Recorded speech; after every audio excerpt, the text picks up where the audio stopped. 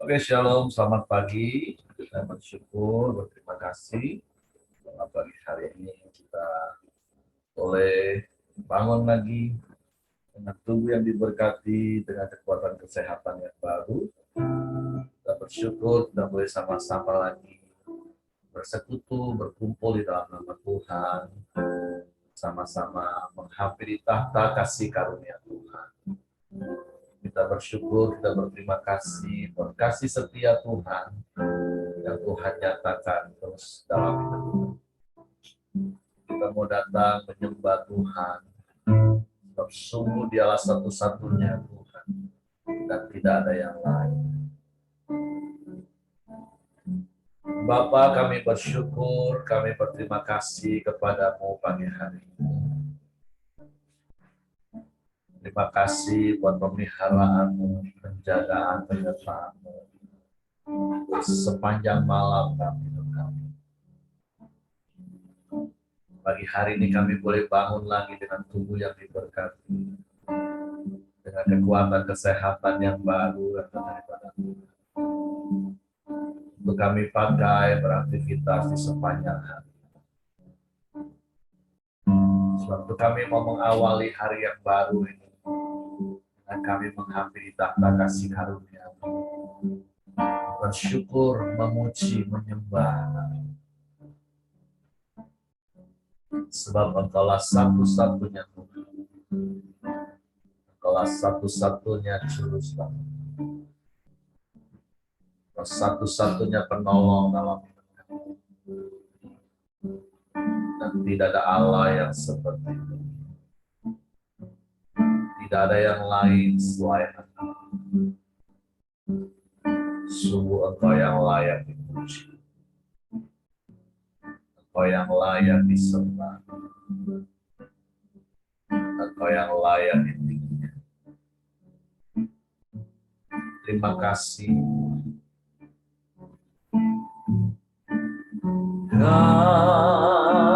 Kaulah Tuhanku, Kaulah Rajaku,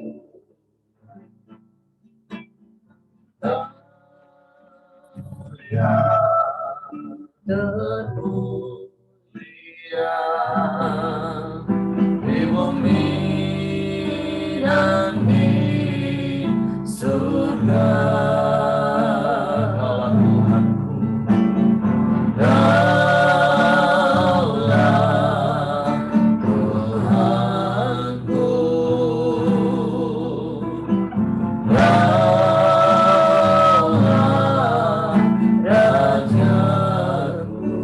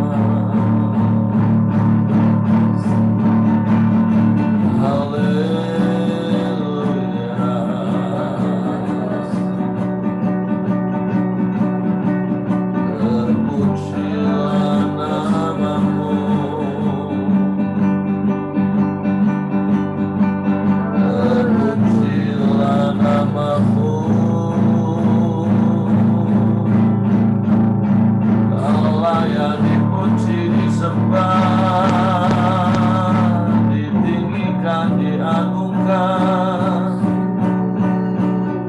dimuliakan selamanya.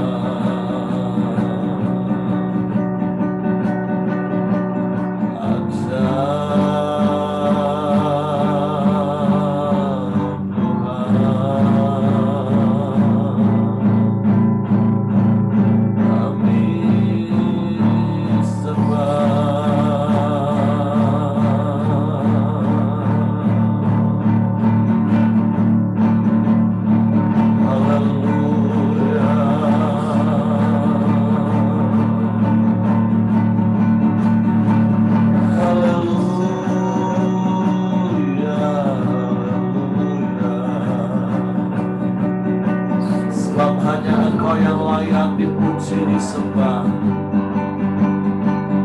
hanya Engkau yang layak ditinggikan, diagungkan. Yesus,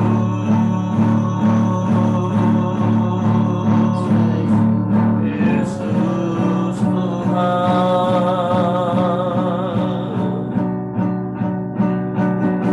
kami sembah, kami sembah, kami sembah.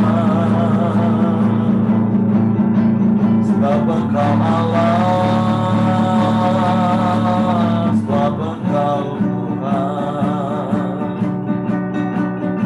Engkau Allah yang perkasa, Allah yang maha besar. Engkau Allah yang dahsyat, Engkau Allah yang hebat. Engkau yang sanggup melakukan segala perkara. Tiada yang mustahil bagimu. Semua sanggup Engkau lakukan, semua dapat Engkau kerjakan. Sebab Kau Tuhan,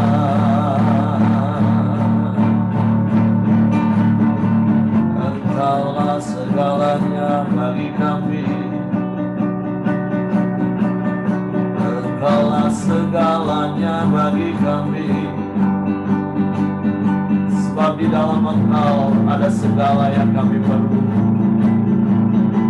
Engkau lebih dari cukup bagi kami, Tuhan. Haleluya, haleluya, haleluya. Terpujilah nama-Mu, terpujilah nama-Mu. Haleluya.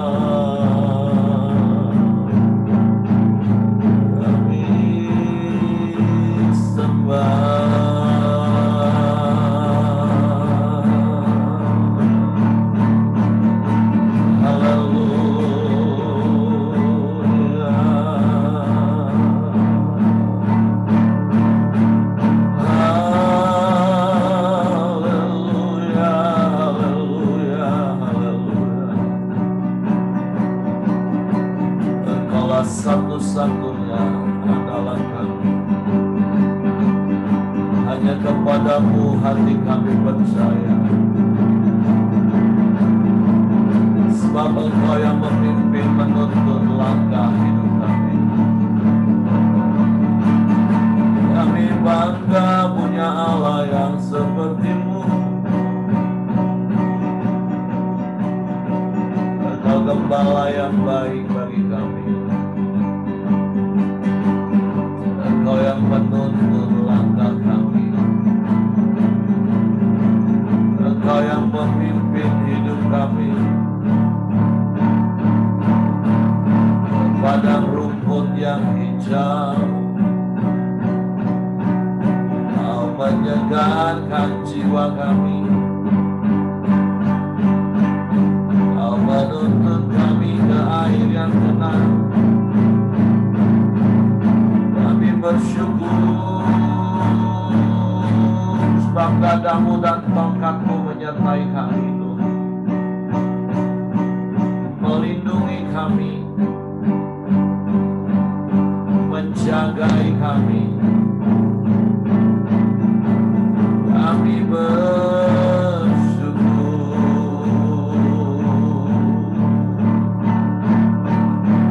Terima kasih Bapa. Kami sembah, kami sembah. Haleluya.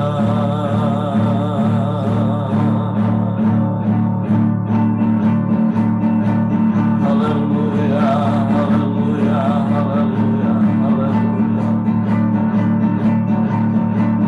Haleluya, haleluya, haleluya. Kami sembah, kami sembah Engkau. Kami percaya hanya kepada-Mu. Dan mempercayakan hidup kami sepenuhnya ke dalam tangan. Sekalipun kami tak melihat apa yang ada di depan kami, tapi kami percaya Engkau yang menuntun kami tak pernah salah. Kami bersyukur.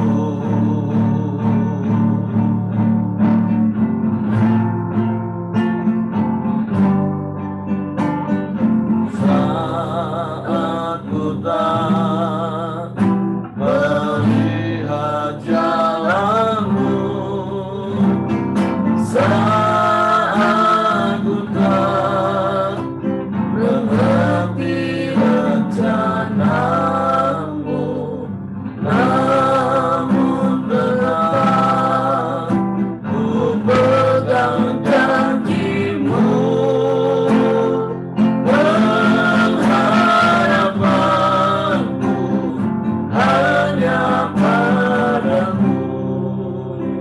Saat ku tak melihat jalan-Mu, saat ku tak melihat jalan-Mu, saat ku tak mengerti rencana-Mu, namun tetap ku pegang janji-Mu.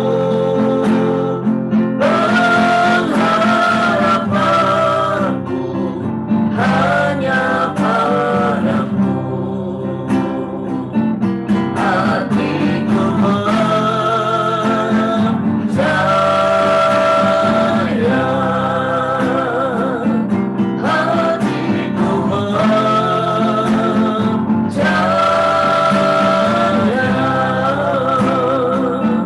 hatiku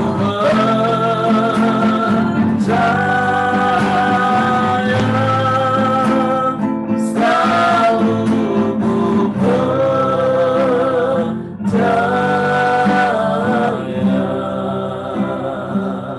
Saat kami tak melihat jalan-Mu, kami mau tetap percaya padamu, Tuhan. Saat ku tak melihat jalan-Mu, saat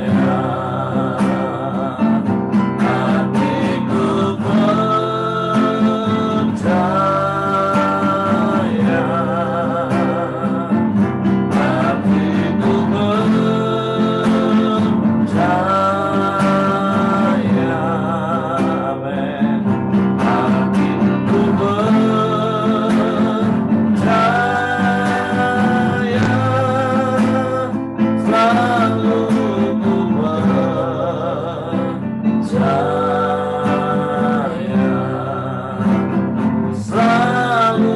ku percaya,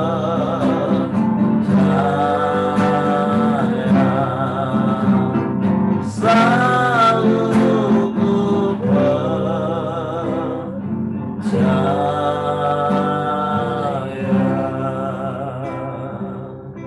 Ini yang mau kami lakukan dalam hidup kami. Kami mau tetap percaya. Kami mau selalu percaya hanya kepada-Mu. Allah yang hidup, Allah yang berkuasa. Allah yang sanggup lakukan segala perkara. Dan Kau lakukan bagi kami yang mengasihi. Sebab Engkau lebih dulu mengasihi kami. Bahkan yang terbaik, yang sempurna, yang ajaib Engkau sudah lakukan bagi kami. Yaitu Engkau menebus hidup kami, mencurahkan darah-Mu, menghapus dosa kami. Maka kami percaya perkara yang lain adalah perkara yang mudah bagi-Mu untuk Kau berikan bagi kami. Sebab itu kami mau tetap tinggal tenang di dekat-Mu, dan kami mau terus hidup di dalam-Mu. Dan sungguh di dalam-Mu kami aman. Engkau menuntun kami di jalan-Mu yang benar.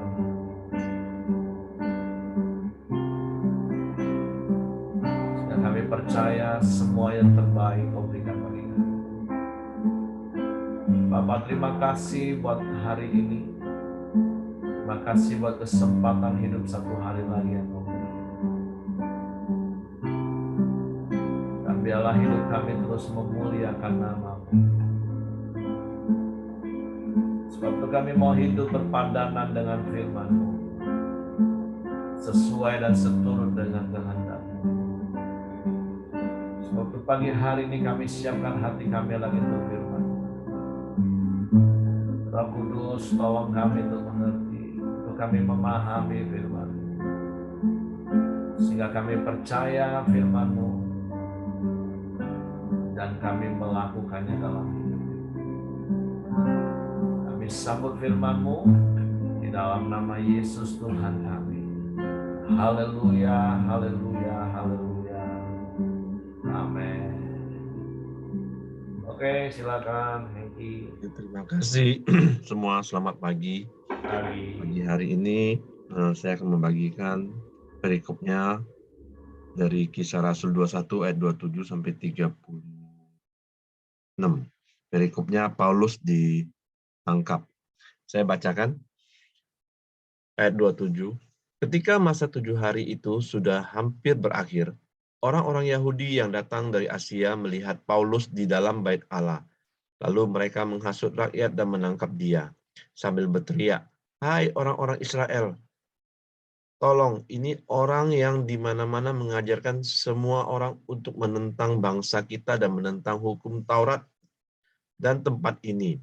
Dan sekarang ia membawa orang-orang Yunani pula ke dalam bait Allah dan menajiskan tempat suci ini. Sebab mereka telah melihat Trofimus dari Efesus sebelumnya bersama-sama dengan Paulus di kota, dan mereka menyangka bahwa Paulus telah membawa dia ke dalam bait Allah. Maka gemparlah seluruh kota dan rakyat datang berkerumun, lalu menangkap Paulus dan menyeretnya keluar dari bait Allah. Dan seketika itu juga semua pintu gerbang bait Allah itu ditutup. Sementara mereka merencanakan untuk membunuh dia, sampailah kabar kepada kepala pasukan bahwa seluruh Yerusalem gempar. Kepala pasukan itu segera bergerak dengan prajurit-prajurit dan perwira-perwira dan maju mendapatkan orang banyak itu. Ketika mereka melihat dia dan prajurit-prajurit itu, berhentilah mereka memukul Paulus. Kepala pasukan itu mendekati Paulus, menangkapnya dan menyuruh mengikat dia dengan 2 rantai. Lalu bertanya, siapakah dia dan apakah yang telah diperbuatnya? Tetapi dari antara orang banyak itu, ada yang meneriakkan kepadanya ini, ada pula yang meneriakkan itu. Dan oleh karena keributan itu, ia tidak dapat mengetahui apakah yang sebenarnya terjadi. Sebab itu ia menyuruh membawa Paulus ke markas. Ketika sampai ke tangga, Paulus terpaksa didukung prajurit-prajurit karena berdesak-desaknya orang banyak yang berbondong-bondong mengikuti dia sambil berteriak, "Enyahkanlah dia." Jadi pagi hari ini yang saya dapatkan dari perikop Paulus ditangkap ini, yaitu ada dua. Satu yaitu penderitaan dan aniaya, di mana Paulus sendiri sudah banyak belajar dari murid-murid Tuhan Yesus, yaitu dari Matius 10 ayat 22 yang mengatakan, "Dan kamu akan dibenci semua orang oleh karena namaku, tetapi yang bertahan sampai kesudahannya akan selamat." Jadi, di mana sebelum-sebelumnya Tuhan Yesus sudah mengajarkan kepada murid-muridnya, kalau kita terus di dalam mengabarkan Injil, orang-orang akan membenci gitu loh.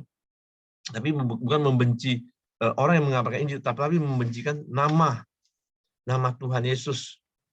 Nah, dan Paulus sudah mengetahuinya. Lalu di dalam 2 Timotius 3 ayat 12, Paulus mengajarkan memberitahu kepada Timotius, yaitu memang setiap orang yang mau hidup beribadah di dalam Kristus Yesus akan menderita aniaya. Jadi penderitaan dan aniaya ini adalah suatu kuk, yaitu atau salib Kristus yang harus kita pikul, karena di dalam mengikuti Tuhan banyak sekali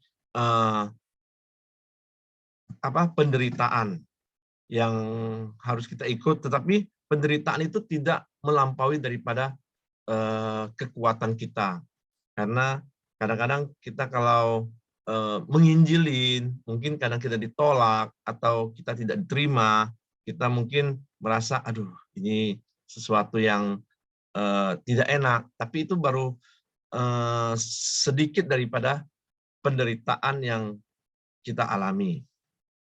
Yaitu yang kedua. Yang kedua yang saya dapatkan di sini, yaitu di dalam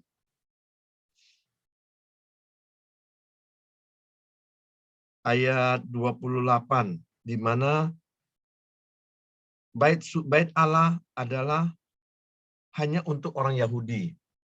Nah, jadi bait Allah ini hanya untuk orang Yahudi atau orang yang hanya orang bersunat. Nah, di sini saya mendapatkan dan saya akan menjelaskan sedikit tentang awalnya bait Allah. Bait Allah itu awalnya dari zaman Musa itu adalah kemah suci, di mana bangsa Israel itu Musa membawa bangsa Israel keluar dari tanah Mesir, yaitu mendirikan kemah suci. Jadi memang kemah suci itu pada saat itu hanya untuk bangsa Israel, untuk mempersembahkan korban bagi Tuhan. Berjalannya waktu, Raja Daud menginginkan mendirikan bait suci yang megah, tetapi yang mendirikannya adalah Raja Salomo. Lalu Raja Salomo mendirikan bait suci yang megah, dan bait suci itu pun dihancurkan oleh Raja Babel pada saat bangsa Israel diangkut ke daerah pembuangan oleh Raja Babel, dan kemudian didirikan kembali oleh Raja Herodes, dan itu pun dihancurkan lagi oleh bangsa Romawi.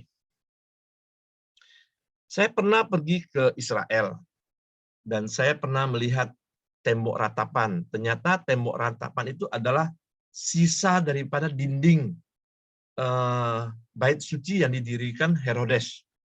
Mungkin itu juga ada, saya lihat di situ batu-batu yang dinding-dinding yang besar sekali. Batu-batu itu kalau saya lihat mau dihancurkan bait suci ini tidak semudah apa yang kita bayangkan gitu loh. Apalagi kalau zaman dahulu tidak ada bom peledak ya. Nah, dihancurkan begitu saja mungkin tidak gampang, tidak mudah. Nah, itu saya melihat kenapa bait suci ini kan adalah tempat kehadiran Tuhan. Kenapa bisa hancur gitu loh. Dan saya lihat-lihat, saya pikir-pikir lagi, oh ternyata segala sesuatu yang terjadi pada saat itu, Tuhan tuh mengizinkan gitu loh. Tuhan izinkan bait suci ini hancur. Supaya kenapa? Pertama, kita tahu kalau bangsa Israel itu adalah bangsa kesayangan Tuhan dan umat pilihan Tuhan. Tapi bangsa Yahudi ini, orang Israel ini sangat mengagungkan bait suci gitu loh. Sampai-sampai sampai saat ini tembok ratapan itu tuh tembok-tembok tuh masih jadi tempat mereka tuh berdoa. Padahal cuma hanya sisa temboknya gitu loh. Jadi memang bait suci yang pada awalnya itu tuh memang dibuat oleh bangsa Israel untuk mempersembahkan korban kepada Tuhan. Tetapi dihancurkan itu pun seizin Tuhan. Karena Tuhan tuh sangat berkuasa gitu loh. Kalau misalnya itu memang hadirat Tuhan ada di situ, Tuhan tidak mengizinkan orang menghancurkan, pasti tidak akan hancur. Nah, tapi di balik-baliknya Tuhan tahu di dalam bait suci itu, di samping di mana juga ada Raja Salomo yang juga pada saat itu juga banyak menyembah Baal lain, Tuhan juga tidak suka pada saat itu kan, bisa hancur juga. Tapi Tuhan memang melihat bangsa Israel itu hanya menyucikan bait suci pada saat itu gitu loh. Iya kan? Dan itu Tuhan pada akhirnya Tuhan juga mengizinkan gitu loh. Kalau bait suci ini dihancurkan. Itu saya kemarin pernah membaca. Ternyata Tuhan itu sangat berkuasa. Apapun yang mau yang dikehendakin itu pun bisa dia terjadikan. Salah satu contoh yang kemarin saya baca itu Tuhan bisa mendatangkan roh dusta kepada nabi-nabi. Itu saya pikir kalau Tuhan sudah berkehendak, apapun yang mau dia kehendak untuk melindungi bait suci ini, bisa terjadi bait suci tidak dihancurkan. Tetapi Tuhan ini mengizinkan bait suci dihancurkan supaya bangsa Israel ini tidak sombong. Bangsa Israel ini tidak hanya untuk menyembah di bait suci. Yaitu yang pagi hari ini yaitu yang kita sampai di bait Allah. Bait Allah, di mana bait Allah ini bukanlah bait suci yang di zaman Perjanjian Lama. Bait Allah ini adalah bait Allah di mana bangsa Yahudi mengajarkan tentang Tuhan. Di zamannya Tuhan Yesus itu kita tahu ya, bait Allah itu tabirnya telah dibelah pada saat Tuhan Yesus itu disalibkan dan mati. Dan tidak ada lagi pembatas bagi orang percaya saat datang kepada Tuhan. Jadi bait Allah yang saat ini yaitu Tuhan mau, yaitu ada di dalam hidup kita. Bukan adalah sesuatu yang memisahkan antara orang-orang Israel, hanya orang-orang Israel yang bisa datang kepada Tuhan. Tetapi setiap kita bisa datang kepada bait Allah.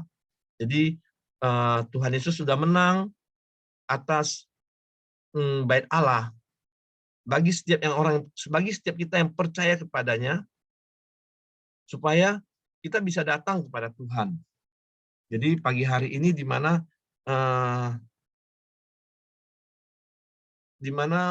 Rasul Paulus membawa orang Yunani atau orang yang tidak bersunat kepada bait Allah itu dinyatakan adalah menajiskan. Tapi kita tahu ya, di mana Tuhan Yesus, bagi setiap kita yang percaya kepada Tuhan Yesus, kita boleh datang kepada bait Allah. Itu yang bisa saya bagikan, Pak. Terima kasih. Oke, terima kasih buat Pak Hengki yang sudah sering mengingatkan kita itu kita percaya sekalipun dunia bisa menolak kita karena Kristus, dunia tidak menghargai kita karena Kristus, bahkan dunia membenci kita atau tidak mengasihi kita karena Kristus. Tapi tentu kita mau belajar seperti apa yang Paulus lakukan hari ini, seperti apa yang tadi Heki juga ingatkan kepada kita, bahwa Yesus sudah lebih dulu mengingatkan kepada kita.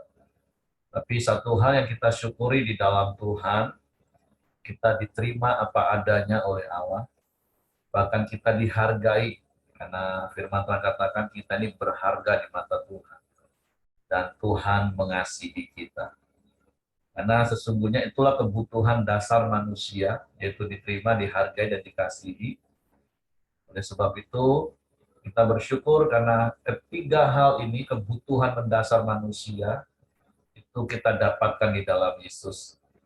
Jadi kalaupun kita tidak diterima, tidak dihargai, bahkan dibenci atau tidak dikasih oleh dunia, ya tentu kita bisa tetap kuat.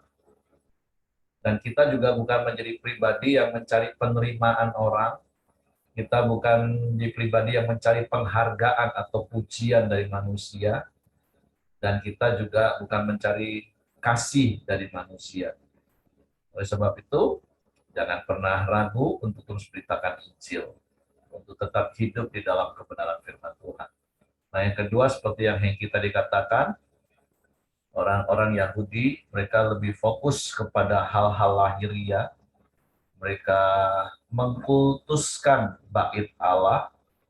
Tapi kalau kita baca di dalam Kisah Rasul pasal 17 ayatnya yang ke-24, Paulus juga pernah katakan walaupun itu tidak ditujukan kepada orang-orang Yahudi pada waktu itu, tetapi kepada orang-orang yang ada di Efesus. Tetapi Paulus juga mengatakan seperti ini, Allah yang telah menjadikan bumi dan segala isinya, Ia yang adalah Tuhan atas langit dan bumi, tidak diam dalam kuil-kuil buatan tangan manusia. Ya, memang di awal perjanjian lama, seperti Hengki tadi katakan, kan bait Allah itu dimulai dari kemah sembahyang yang diperintahkan oleh Tuhan sendiri untuk dibangun oleh Musa dan bangsa Israel pada Gurun. Kemudian sempat ada masa transisi pada waktu Daud, itu hanya di sebuah pondok, tapi kemudian Salomo membangun, dihancurkan, dan kemudian Herodes membangun, dan juga dihancurkan oleh Jenderal Titus tahun 70. Dan seperti yang kita katakan, ada tembok sepanjang lebih kurang 60 meter sekarang di kota Yerusalem tua, itulah dinding bagian dari bait Allah. Sehingga kalau kita melihat memang sampai hari ini di daerah situ, khususnya kalau kita dari yang pernah ke Israel, dari dinding ratapan kita naik sedikit, ada dua buah masjid, yang satu Al-Aqsa dan yang satu Dome of the Rock. Itu area yang sampai hari ini memang sering terjadi konflik antara orang Yahudi dan Palestina. Karena saling berebut bahwa itu adalah tempat suci masing-masing mereka. Tapi kita bersyukur di dalam Yesus, kita tahu bahwa kitalah sekarang yang menjadi bait Allah, dan Allah berdiam dalam hidup kita. Jadi Allah tidak lagi berdiam di dalam tempat-tempat yang dibangun oleh tangan manusia, tetapi Allah berdiam di dalam hidup kita, buatan tangan Allah sendiri. Hidup yang sudah dipulihkan di dalam Kristus Yesus. Nah, kita bersyukur, kita berterima kasih kepada Tuhan. Kita tidak lagi melakukan hal-hal yang lahiriah, dalam artian sebagai yang utama, karena hal-hal lahiriah itu adalah ekspresi dari hal-hal rohani yang kita kerjakan bagi Tuhan.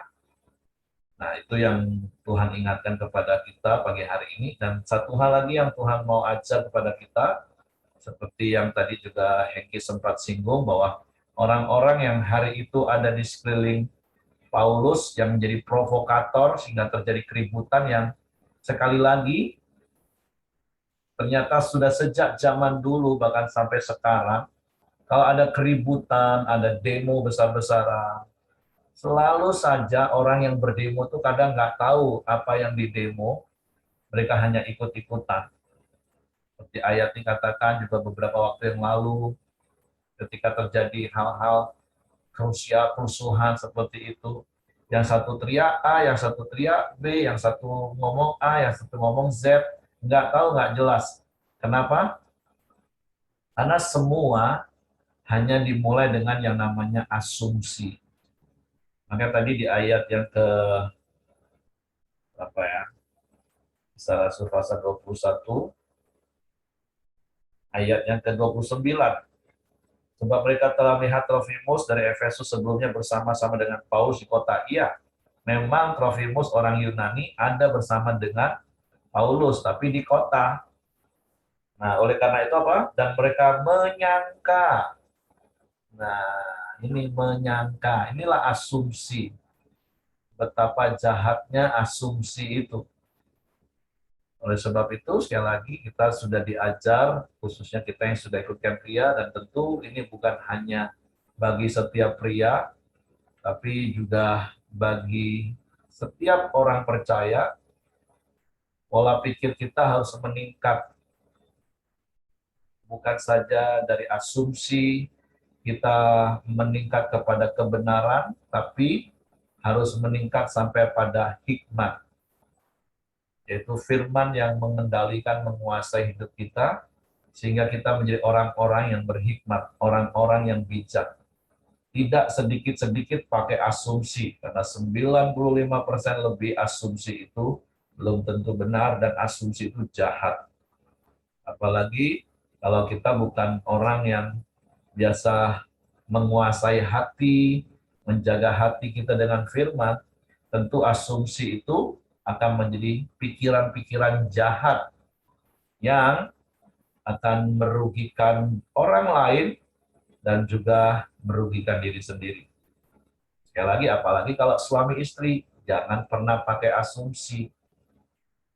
Karena sekali lagi, Edko mengajar bahwa komunikasi itu dasar kehidupan. Makanya juga berkali-kali sudah saya katakan begini, kalimat yang sudah kami hapus dalam rumah tangga kami puluhan tahun yang lalu, harusnya tahu, harusnya ngerti. Oh enggak, kami tidak berasumsi. Kami tidak boleh berasumsi satu dengan yang lain. Dengan alasan, kan harusnya dia tahu, Pak. Enggak. Pasanganmu bukan Tuhan yang maha tahu. Jadi kalau ada apa-apa jangan berasumsi, tapi ada apa-apa dikomunikasikan. Jadi itu saja yang saya tambahkan pagi hari ini. Mungkin Bapak Ibu yang lain mau menambahkan sesuatu tentang asumsi, tentang komunikasi di antara suami istri. Apakah sering Bapak Ibu saling berasumsi sehingga akhirnya menjadi demonstrasi, bukan demonstrasi buat kue, kalau itu bagiannya Pak Simon dan Ibu Simon, tapi demo, yang satu ngambek, yang satu marah, seperti itu. Oke, mungkin silakan di antara Bapak Ibu ada, bahkan mungkin di Komsel bisa pakai asumsi satu dengan yang lain. Jadi hati-hati dengan yang namanya asumsi, Bapak Ibu. Ya, Oke, silakan Bu Mediarti. ya, salam, selamat pagi. Saya dari perikop ini, saya menyorotinya tentang peradaban ya. Jadi zaman dulu, zaman Tuhan Yesus, zaman Rasul Paulus, itu peradaban manusia pasti lebih rendah ya daripada peradaban saat ini yang sudah lebih maju.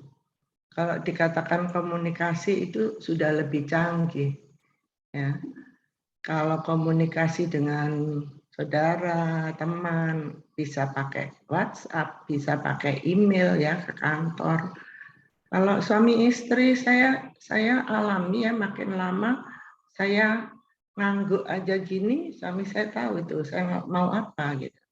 Saya kedipkan mata aja dia sudah tahu saya mau apa ada gitu. Itu makin lama makin tahu gitu. Dan kami nggak banyak ngomong ya. Nah, dalam peradaban pemberitaan firman Tuhan, Bapak Ibu ya.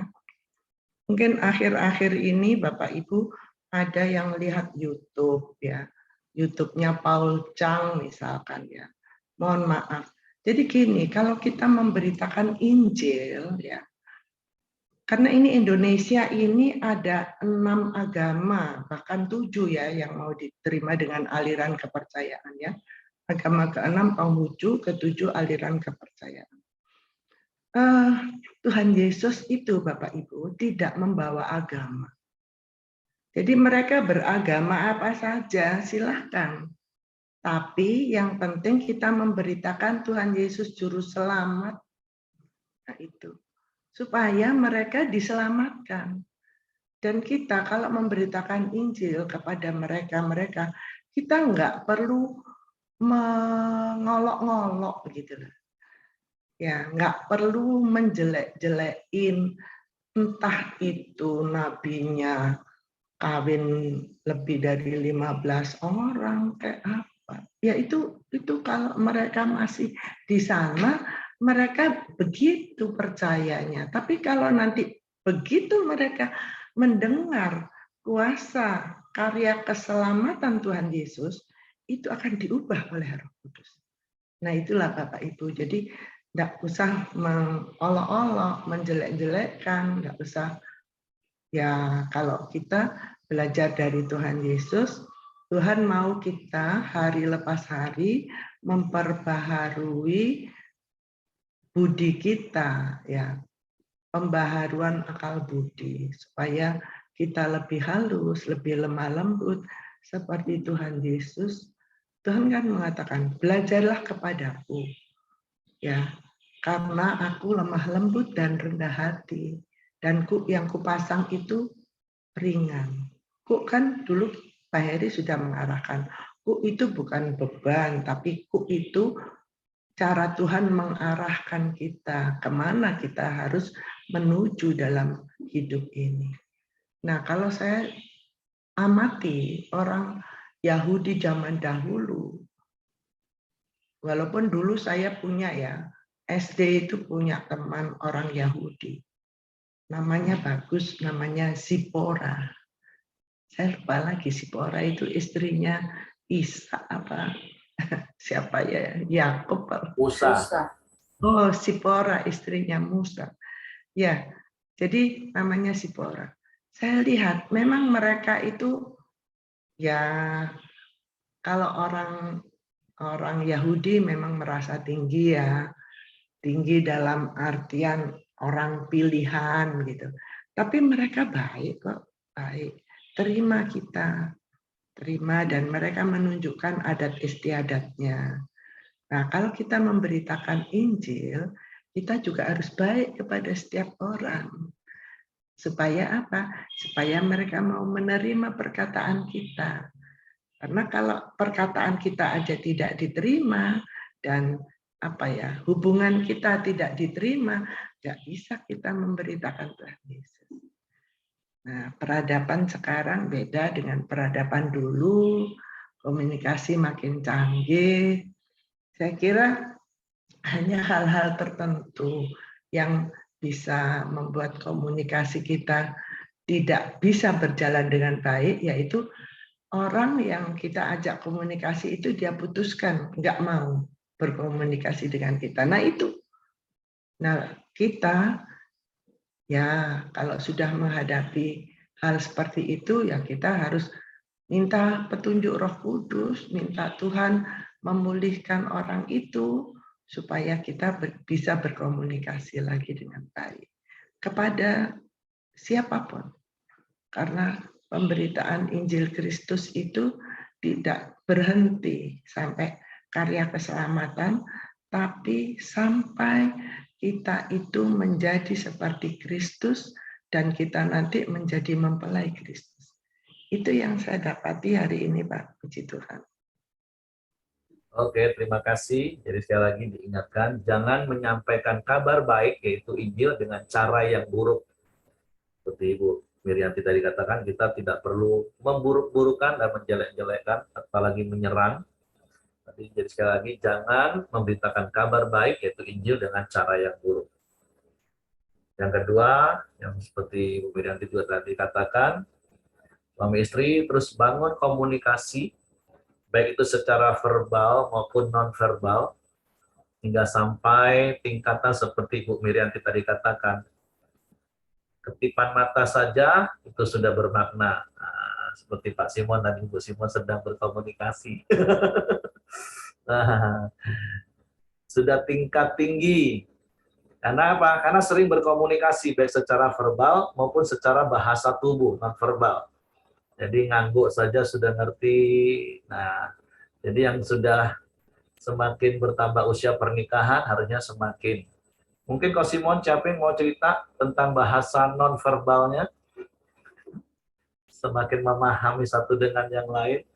Kalau yang muda masih bisa multitafsir ketipan mata itu. Ya, hari lepas hari semakin berjalan, apalagi kita udah ada Karambeo ya. Jadi kita harus menciptakan surga dalam rumah tangga. Bagaimana?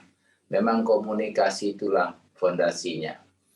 Jadi kita harus belajar bahasa isyarat dengan istri kita. Seperti Ibu Merianti, saya nggak tahu Ibu Merianti pengendip itu apa artinya. Kalau bisa dikasih tahu kami lebih bagus sih. Tapi kalau segala sesuatu kita bahasa tubuh kita sudah bisa dimengerti oleh pasangan kita, indah sekali hidup ini. Ya, nggak usah banyak terlalu neko-neko, tapi sudah tahu gimana. Nah, kami sedang mempraktekkan terus bagaimana untuk menjadi semakin baik, ya. Jadi bukan berarti kita ini sudah super, nggak ada yang super.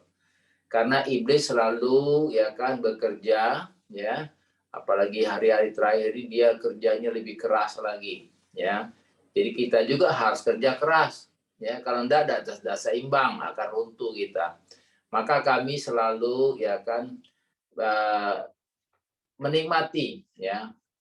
Saya rasa saya kemarin bilang sama istri saya, rasanya kita sudah berumah tangga 36 tahun, tapi semakin hari semakin indah dan menikmati sekali. Ya, kalau dulu saya tidak begitu mengasihi istri saya, ya, tapi sekarang tanpa dia, ya, karena rasanya kalau ditinggalkan dia bedanya udah sangat terasa. Tapi inilah saya rasa satu kehidupan yang harus kita ciptakan untuk yang muda-muda apalagi ya. Kalau kami yang sudah tua nih sudah pernah muda, jadi melakukan beberapa kekeliruan.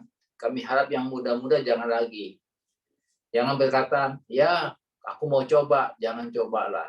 Ya, tetaplah kita harus semakin hari, ya kan, semakin menikmati, ya kan. Lebih kata orang kalau lagu asmara tuh biar makannya dalam garam aja rasa nikmat. Nah itu daripada makan steak tapi pertengkaran terjadi. Jadi saya rasa itu yang saya dapat bagikan. Saya menikmati sekali hari-hari ini ya kan bersama dengan istri ya kan, apalagi saya di Bumer itu kemarin sama Pak Siregar naik mobil ya kan. Saya bilang sama istri saya, kalau mereka lebih tua dari kita, masa kita muda kalah. Jadi kami juga motoring ke Jawa Timur, ya. Nah, saya akan belajar untuk ditunggu. Ya, jadi kejutannya ada, ya kan.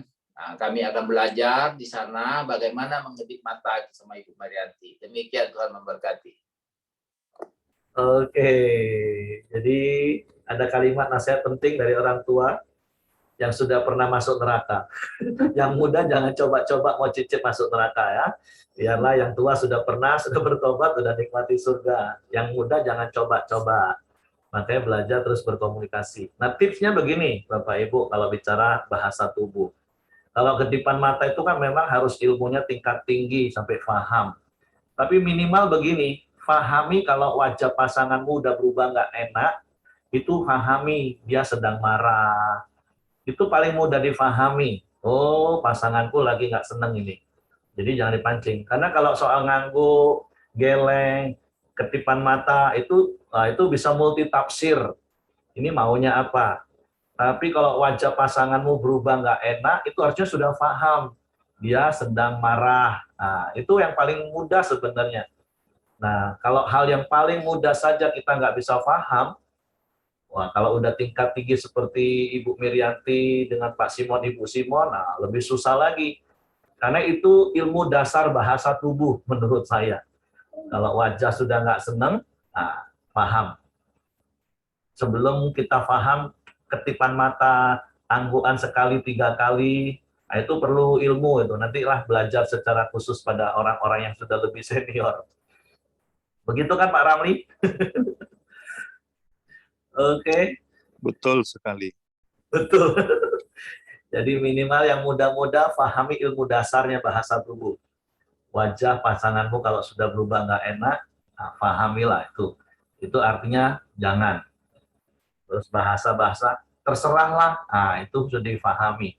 Bukan terserah untuk suruh itu rem tangan itu sudah. Oke, lebih kurang seperti itulah. Yang muda-muda mau bersuara, kasih pengalaman. Apakah pasanganmu sering tarik rem tangan? Hengki mau cerita lagi? Aku tanyalah sama istri aku. Kau ngerti tidak bahasa muka aku kalau cuma itu? Apa kata istri aku? Tahu lah aku katanya. Ya, bagus Mel. Berarti kamu sudah paham wajahnya Hengki. Nah, kalau sudah paham, meningkat ilmunya. Yang seperti Ibu Mirianti dan Pak Simon tadi ngomong. Getipan mata sekali itu apa, 2 kali apa, nah, itu. Nah, karena memang ilmu dasarnya kalau wajah nggak suka, itu harus sudah difahami. Itu ilmu dasar bahasa tubuh. Seperti itu. Jadi suami istri, orang tua anak, karyawan bos, harus pahami bahasa tubuh ini. Oke, Tuhan memberkati. Silakan Heng. Mari kita masuk dalam doa kita di pagi hari ini. Bapak yang baik, kami bersyukur di pagi hari yang indah ini. Setiap kami bisa terus datang kepada Engkau, menyembah, memuji, dan meninggikan nama-Mu ya Tuhan. Biarlah hati kami terus Tuhan terpaut kepada Engkau ya Tuhan. Kami percaya Tuhan di pagi hari ini ya Tuhan. Biarlah setiap kebenaran firman-Mu Tuhan memenangkan kami ya Bapa. Membawa kami lebih dekat lagi, lebih intim lagi dengan Engkau ya Tuhan. Terima kasih ya Tuhan. Kami percaya Tuhan, bait Allah ada di dalam hidup kami Tuhan, di dalam setiap kami ya Bapa. Di saat kami menyembah, memuji dan meninggikan Engkau ya Tuhan. Terima kasih buat pagi hari yang indah ini Tuhan. Biarlah kami juga berdoa Tuhan buat saudara kami Joni ya Tuhan, teman atau keluarga dari Ibu Lydia ya Tuhan, di mana saat ini sakit kanker limfoma stadium 4 Tuhan, di mana sudah menyelesaikan kemoterapi yang kedua ya Bapa. Biarlah kami berdoa Tuhan terus memberikan Joni ini kesehatan, kekuatan yang terbaik ya Tuhan, dan juga di mana kemoterapinya Tuhan bisa diselesaikan sampai tuntas ya Bapa. Kami juga percaya, kami juga berdoa kepada saudara kami Joni ya Tuhan, biarlah hari demi hari juga Tuhan singkapkan menjadi orang yang percaya kepada Engkau ya Tuhan. Kami serahkan Joni ke bawah tangan kuasa-Mu ya Bapa, dan juga di pagi hari ini kami juga berdoa buat Ibu Mirianti dan Pak Siregar Tuhan, di mana akan ada perjalanan ke Jombang ya Bapa. Biarlah Engkau Tuhan Allah yang melindungi, tutup bungkus dengan kuat kuasa darah-Mu ya Tuhan, atas perjalanan mereka dari pergi hingga pulang nanti ya Tuhan. Tuhan lindungi ya Tuhan. Dan juga di dalam perjalanan, biarlah damai sejahtera Tuhan, sukacita Tuhan melingkupin Bu Mirianti dan Pak Siregar ya Bapa.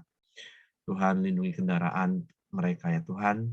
Terima kasih kami serahkan Bu Mirianti dan Pak Siregar ke bawah tangan kuasa-Mu ya Bapa. Dan juga setiap kami yang hadir di pagi hari ini juga Tuhan, biar Tuhan terus memberkati kami. Tuhan juga terus ada dalam kehidupan setiap kami ya Tuhan. Apapun pergumulan dan permasalahan kami Tuhan, kami percaya di saat kami datang kepada Engkau ada jalan keluar dan solusinya ya Bapa. Terima kasih ya Tuhan. Kami juga terus buat doa buat bangsa dan negara kami Indonesia. Biarlah Tuhan terus memberkati bangsa kami, Tuhan. Biarlah bangsa kami terus ada damai, ada sukacita-Mu ya Tuhan. Dan juga di mana bangsa ini Tuhan telah selesai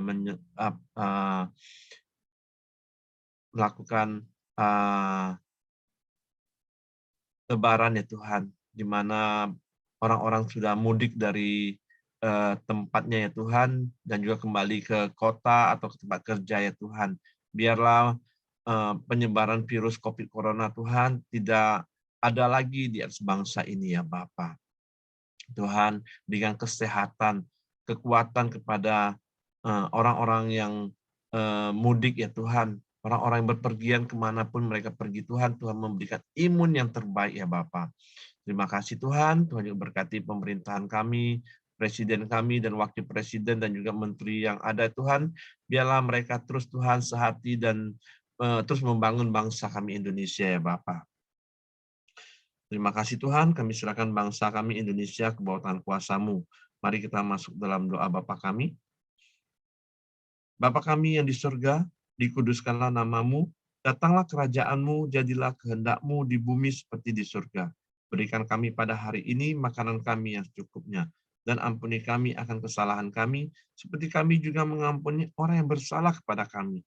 Dan janganlah membawa kami ke dalam pencobaan, tetapi lepaskanlah kami daripada yang jahat. Karena Engkaulah yang mempunyai kerajaan dan kuasa dan kemuliaan sampai selama-lamanya. Amin. Pak Simon, silakan tutup dalam doa, Pak.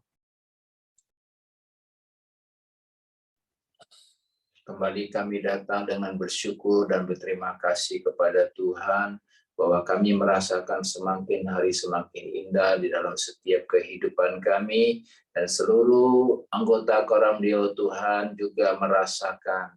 Karena kami percaya hari lepas hari Tuhan, kami mau bertambah-tambah nilai kami terhadap Kristus Tuhan. Terima kasih Bapa, terpuji nama-Mu. Sepanjang hari ini kami mau melakukan aktivitas kami, biarlah kami mau menyerahkan semua itu dalam tangan-Mu. Kasih sayang Tuhan akan hadir menuntun kami dan memberkati kami. Biarlah apa yang kami kerjakan Tuhan itu boleh memuliakan Engkau. Terpuji nama-Mu. Berkat Tuhan kami sudah terima di dalam nama Tuhan Yesus Kristus. Kami berdoa. Haleluya. Amin. Oke, semangat pagi, selamat beraktivitas, Tuhan berkati.